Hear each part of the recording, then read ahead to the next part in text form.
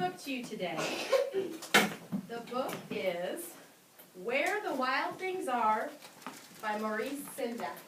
How many of you, by raise of hand, can you tell me have heard this story? About half of you? Okay. The ones of you. I saw the movie. Did you see the movie? There is a movie. It's different. The movie and the book. Okay, thank you. If you have not seen this, by looking at the cover of this book, can you tell me if you think this is a real story or if you think this is a fantasy story? Lane. Real story. You think it's a real story? Anyone else? Maddie?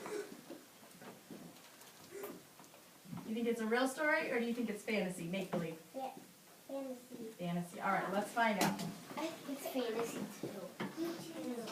Where the Wild Things Are. Quiet voices, please. The night Max wore his wolf suit and made mischief of one kind and another. What is he doing in this picture? Chasing the dog with his fork. Yes, he is. What do you think he's going to do? Is that who with the Oh, I hope not. No, maybe he's just keeping the dog. His mother called out to him, "Wild thing!" And Max said, "I'll eat you up." So he was sent to bed without eating anything. Who do we have for characters in our story so far? Hunter? Wild thing. The wolf? Yeah, The Max? The wolf? Who else? Bryce? The doggy. The dog? Callie? Anyone else? And the mom. The mom. We have the mom, we have Max, and we have the dog. That very night in Max's room, a forest grew. That is awesome. And grew. That's awesome. And grew Awesome. until his ceiling hung with vines, and the walls became the world all around. Oh. Man, that was And an ocean tumbled by with a private boat for Max, and he sailed off through night and day, and in and out of weeks, and almost over a year, to where the wild things are. Do you see a wild thing in this picture? Yeah. Right here. And when he came to the place where the wild things are, they roared their terrible roars, and gnashed their terrible teeth, and rolled their terrible eyes, and showed their terrible claws. Are we scared? No. Till Max said, "Be still!"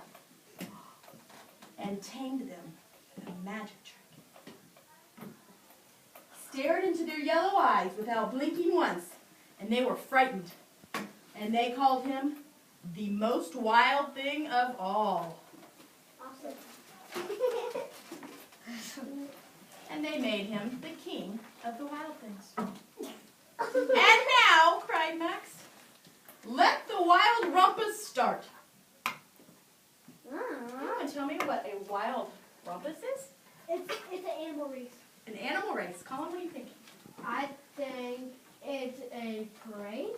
Parade, maybe? Good, let's find out. We don't have any words, we just have pictures.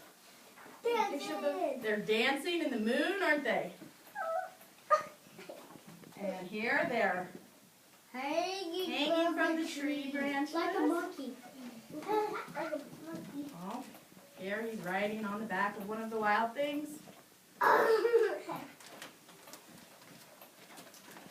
Now stop! Max said, and sent the wild things off to bed without their supper. And Max, the king of all wild things, was lonely. He wanted to be where someone loved him best of all. Where do you think Max wanted to be? Then all around, from far away across the world, he smelled good things to eat. So he gave up being king of where the wild things are. But the wild things cried, "Oh, Max said no. The wild things roared their terrible roars and gnashed their terrible teeth and rolled their terrible eyes and showed their terrible claws.